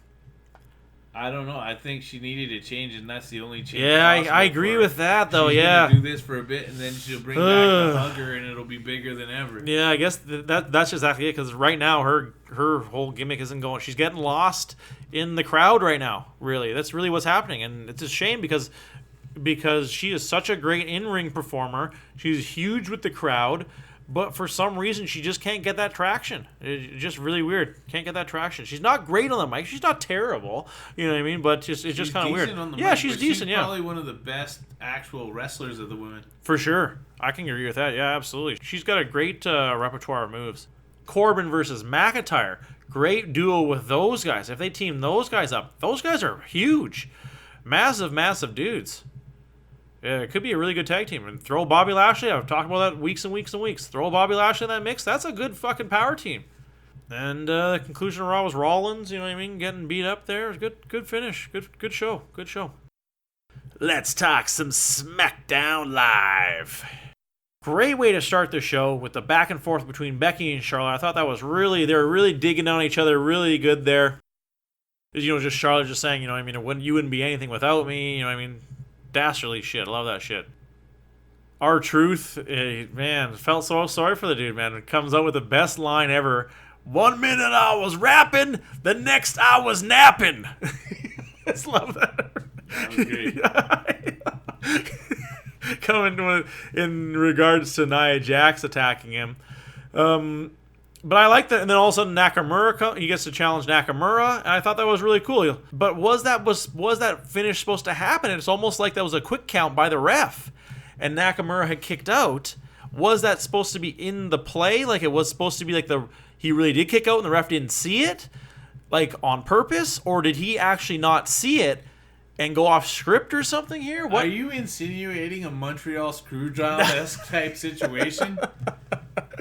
No, but it This is a scenario you're playing out in your head. But but I think it's like a real one though. Like is R-Truth gonna start getting "you screwed Nakamura" chants every time he goes to Tokyo? I could believe it. If I was a Japanese fan and a huge fan of Nakamura, I would be doing it 100%. I don't think R-Truth deserves any hate. Most likable guy in the whole big time industry, basically. Big time. No, but I don't know if I think he was obviously supposed to win the match, but I don't think it was supposed to happen at that given time. I think it was all botch. I think the ref botched the play. That's what it looked like to me. Do you think they called an audible and then made another match? I think that's why they did, exactly. And then they were like, let him keep it. And then I think they called the audible with throwing in Rusev. Let's throw Rusev in there to go in the mix, see what we can do out of that, and then beating Rusev too, which was kind of a cool double move. I just wasn't sure if it was supposed to happen. But he beat Rusev clean. Yeah, I liked it too. It brought a little bit of something to talk about. He beats Rusev clean. I've thought that R-Truth has been one of the best parts of SmackDown for weeks now, months maybe even. And SmackDown's been the better show lately. I think that's what the fans are saying too. Obviously, with all the R-Truth being brought in, obviously it helped with his 7-second dance offs with Carmella, which I think their teaming up is amazing as well. Super good move for both their careers. I really liked it even for Carmella's career. I've been saying the same thing. Plus, they've been bringing R-Truth in for a lot of good matches against good guys lately. He's still got it. He's still got the really amazing in-ring ability. But out of this, if we see, rather than Nakamura and Rusev going against each other for the U.S. title, if we see them team up, I think that's a great matchup to make more Rusev the heel. I never liked Rusev as the face. It was never going to work for me. Rusev's got to be a bad guy, and if they want to make Nakamura a bad guy, teaming up together versus none other than the Good Brothers. Too sweet me on that, Good Brother. Yeah, I got too sweeted. Great matchup. I think it's a good, easy matchup for both those guys to get some in-ring work. Having the club up against Rusev and Nakamura, adding even more tag teams to the SmackDown division. Maybe we'll see the shuffle, and some people will end up going over to Raw just because of how much of that tag team division is on life support. I think the Usos could go over to Raw and do some good for a team that's kind of having a hard time fitting, or maybe the New Day, which is the big rumor coming out, is that the New Day will be being split up. That'd be crazy. Mm-hmm. That'd be the biggest thing that happened in wrestling in a long time. Yeah, big time. They've been from all these teams getting split up so quickly. The New Day is that one team that's held it out this entire time. And they've been huge. They've been one of the best things going in wrestling for since they came. I don't know how long that's been. At least 5 years, I would say. Right around there, if not longer. That's for sure. Great. A team I doubted. I openly doubted. I thought this was a terrible gimmick, and they managed to make it work somehow. Coming from I didn't like the whole when there were those positive preachers. I thought that was terrible. And then when they turned them to heels, it kind of started working. And I think that's when they were bad guys and they were getting cheers. That's when I knew these guys are so fucking over that it is just going to catch so much more fire from here. And they really ran with the ball and did amazingly with it, especially Xavier Woods. Best team in the world, though, it's already run its course with me. I'm already done with this stupid thing. I don't know what they keep doing. They keep having these stupid little in-ring things where they love each other. I'm kind of over it. What are you still watching that? You still buying that cereal, Morgan? Best team in the world. Yeah, Miz and Shane O'Mac. I like it. I think I'm over it already. I think they got to lose the belts already. No, I think it's one of the best things going in tag team wrestling right now. I don't know. I also like that new team with Otis. Heavy Machinery. Yeah, they're That's good. a new team too. They're good. I think they're coming in at the right time. Tag team wrestling was getting kind of stale, so at least they got something new going. That's true, but still, I'm just not a fan of the Miz and Shane O'Mac. The hard part is I don't like Shane O'Mac. I so, like both of them. Yeah, exactly. think I don't they're mind both the Miz. entertaining. I think Miz is a bit better on the mic. Shano is good on the mic as well, but Shano is an awesome wrestler. He was an awesome wrestler. I think he still is. No, I don't think he is. I think I'm almost saying he's got to hang him up. Nah, man. His matches have been very poor as of late. Just because you had good matches. you get your ass kicked and then you just jump off the turnbuckle onto the table outside. You know what I His mean? striking's still awesome. It's the worst. His striking Still is has the good, worst. like, No way. transitions and jiu-jitsu moves and stuff, Sloppy. They're always super sloppy. I think he's good. His coast to coast has got to go number one. Coast to Coast is awesome. It's coming too short. He's like coming from like LA to Columbus. He's not making it there yet. He's making it. It's like he's the Haiti once did. He's but he coming still gets from to the other side. He's coming to Vancouver to Quebec City. He's not there. Either way, I don't know. They got to lose the belts. I think Heavy Machinery would have been better on Raw, but now we see them on SmackDown in a really good match, a 4-way elimination tag match, and the Usos get to move on, which they will get to challenge the best team in the world for the tag team belts at Elimination Chamber. Should actually be a good match. I think that'll be a really good match. Usos, pretty much every match they're in is a really good match. Exactly. They're safe guys to go up against too, so I think it's just a good matchup all around. Daniel Bryan once again making a big wave here, introducing Recycling Rollins, and to throw the belt in the trash because Kelly has been documented. You know what I mean? I know you've been all over it. All over that. That how he's like the eco guy, he's the vegan guy, and he removes the belt because it's like it's leather and that type of thing, and it comes out with like this eco-friendly belt made out of hemp. The hot dog guy. And his new belt's made out of hemp. Now you know what I mean. So he's got this new belt made out of hemp, and like naturally fallen wood. So I thought it was actually a really good move. I thought the move really stole, as we've seen throughout the years, the people who've gotten their own customized, just made their own customized titles. Like Stone Cold, like John Cena. We see here Daniel Bryan bringing out his own belt, and I like it. I think it's kind of interesting. Yeah, I thought it was a really good move. I really like Daniel Bryan's whole bad vegan guy shtick. And I think because I always thought they can't have him the wussy. It doesn't work for him because he's always was like the Lionheart guy who'd always fight anybody. So they can't really make him all of a sudden turn him into a wussy now. It just doesn't work. Plus, you know his what I mean? moveset is very offensive. Exactly, that's what I'm saying. Exactly, his moveset isn't the moveset of a wussy guy who's going to shy away from fighting. And if you're the little guy taking on all the big guys, you can't have that wussy character. Exactly, it just doesn't make sense. So the introduction of Rowan, I think, really answers all those questions. Like this is real, folks. You know what I mean? This is real. So we got to make it look real. But really good move. Samoa Joe, man, we don't talk about him enough, man. Such an underrated wrestler. Comes in there, everyone's talking about who deserves their chance, and Samoa Joe comes in and just destroys the whole field. The guy's ability on the mic is unwavering. He just crushes everyone. To constantly have to make fun of Jeff Hardy's addiction problems, that's got to be tough to do on a daily basis. You know what I mean? Especially if you're friends with the guy. But to not kind of stutter on those moments, wow. Samoa Joe just coming in and beating up the crowd. Good lead up to the Elimination Chamber. with that. Triple H announces coming down. Huge announcement. Triple H announcing that it will be Daniel Bryan, Jeff Hardy, Randy Orton, Mustafa Ali, AJ Styles, and Samoa Joe all at Elimination Chamber for the championship. That really adds the intrigue. Having Daniel Bryan also in the match, he could lose his own belt at the match, which I always love. Adding the intrigue to the Elimination Chamber has been what has made this event.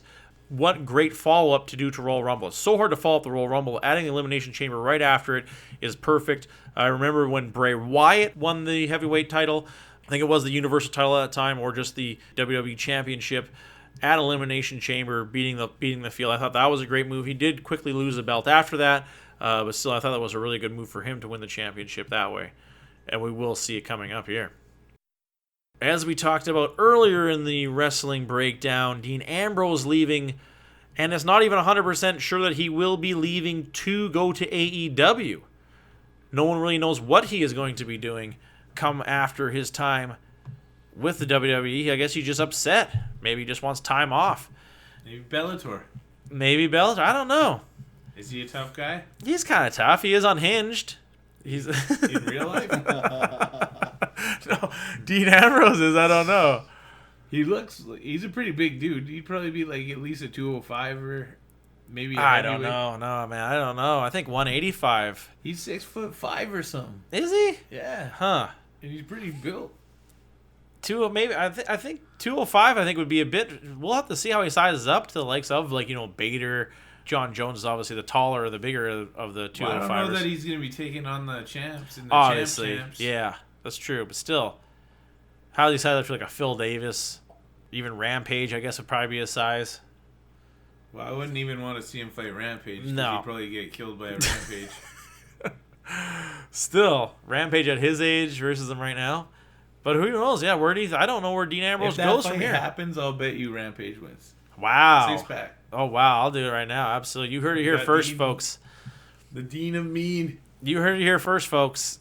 You're taking Rampage, and I'll take Dean Ambrose. Wow. Yeah, even when Rampage is 80 and Ambrose is like 60. Nuh-uh. He's just going to go for a takedown. He's just going to come down. Rampage is going to have a cane with an 8-ball at the top of it, and he's going to crack him in the face with it. Oh, shit. I don't know about MMA. I haven't heard any of that, but we'll find out. We'll find out. But speaking of AEW, two of the biggest signings, they have announced officially Pentagon Jr. and his brother Phoenix will be going to AEW.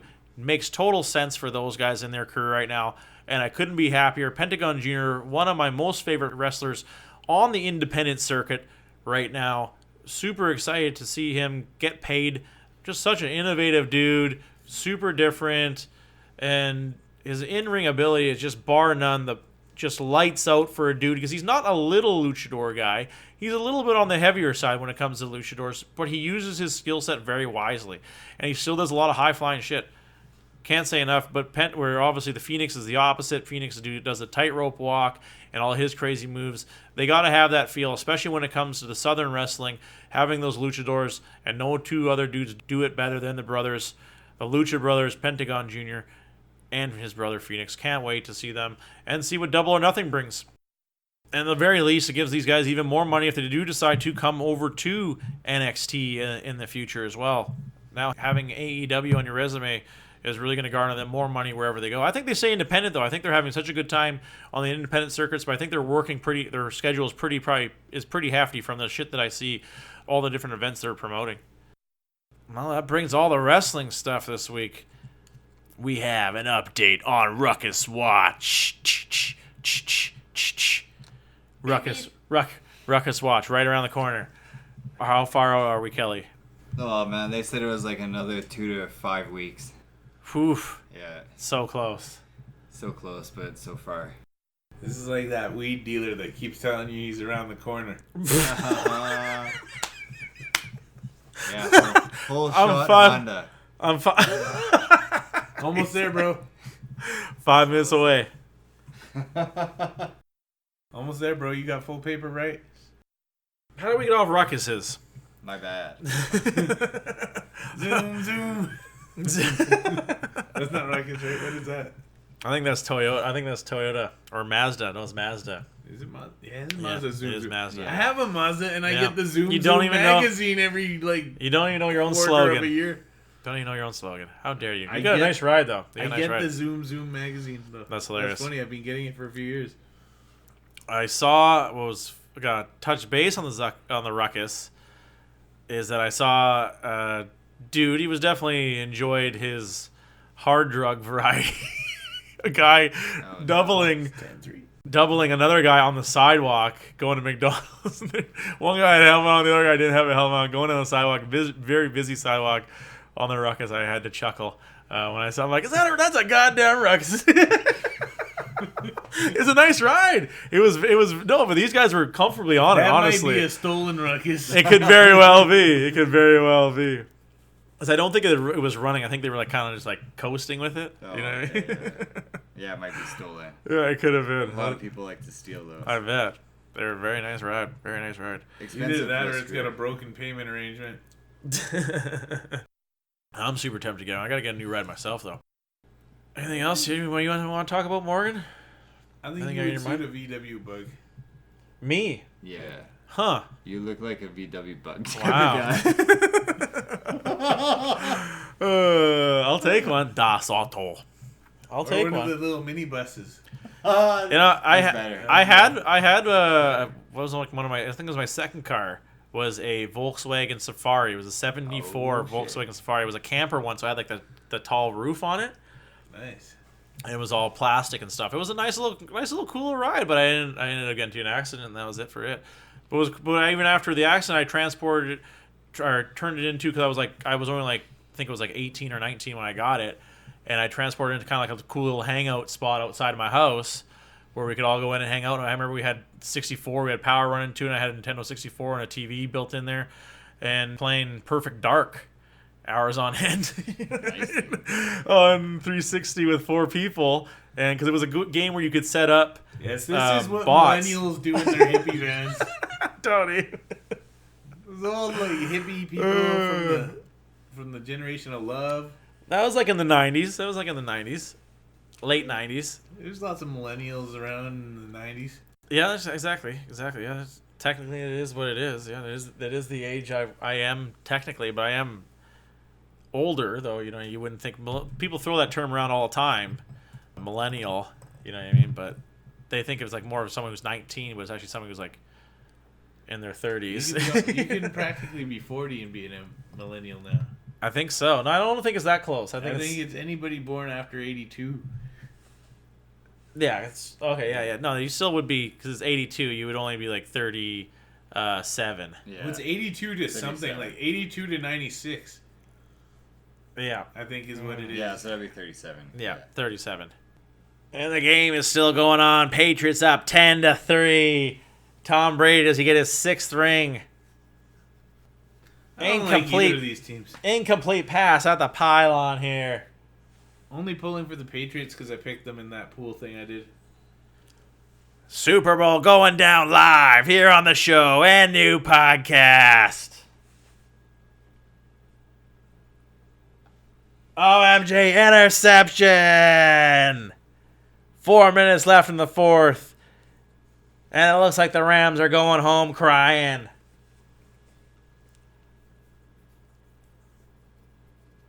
Terrible lob throw. The guy didn't fight for it. Who was that? Goff.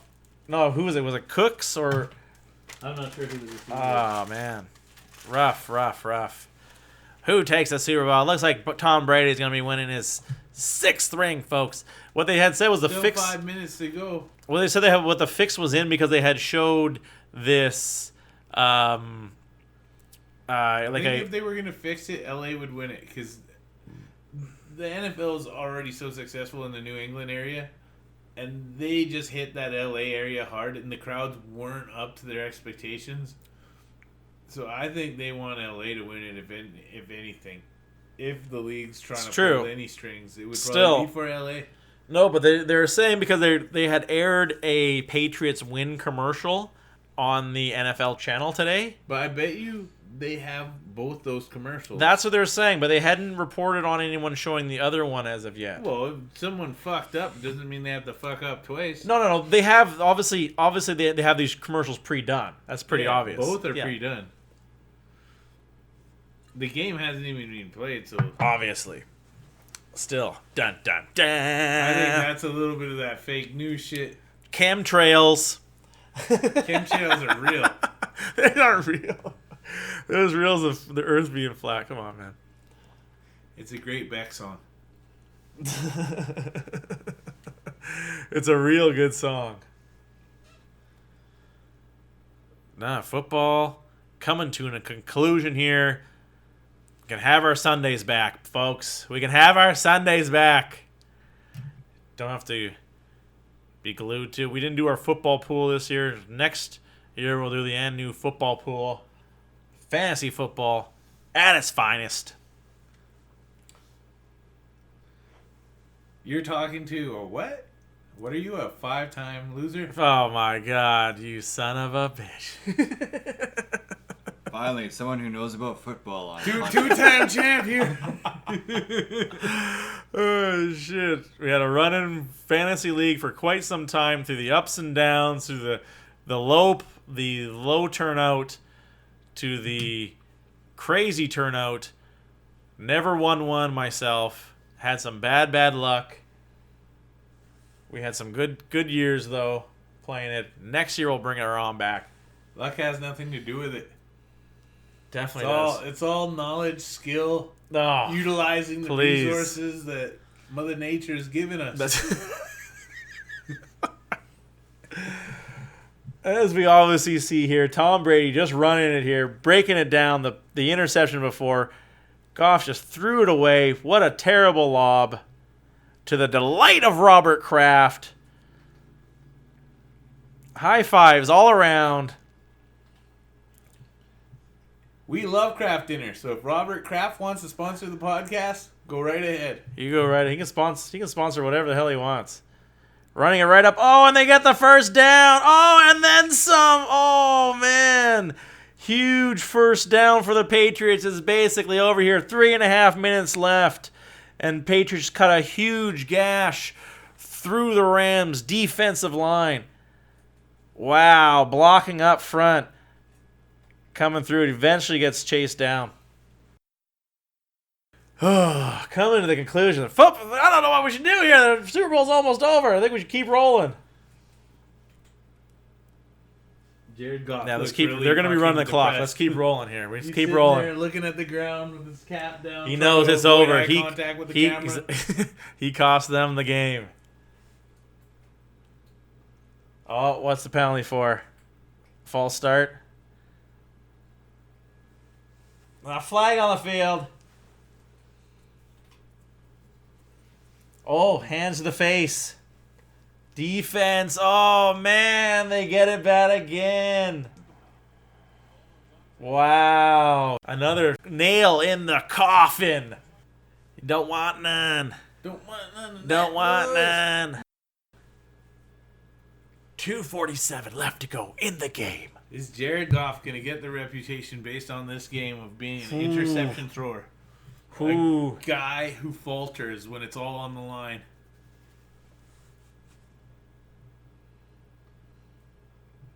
Picking up some yards, but still going down. Gets about 2 on that one. Second down.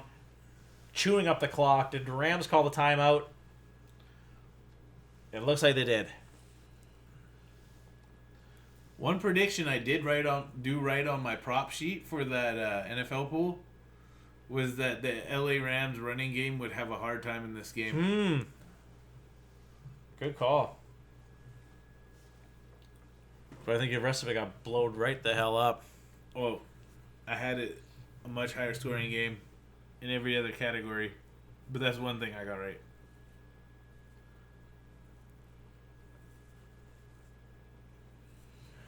All right. With all these timeouts coming up, what do you think? You should end it? Or do you want to keep rolling? What do you guys think? It's up to you. It's up to you, man. All right.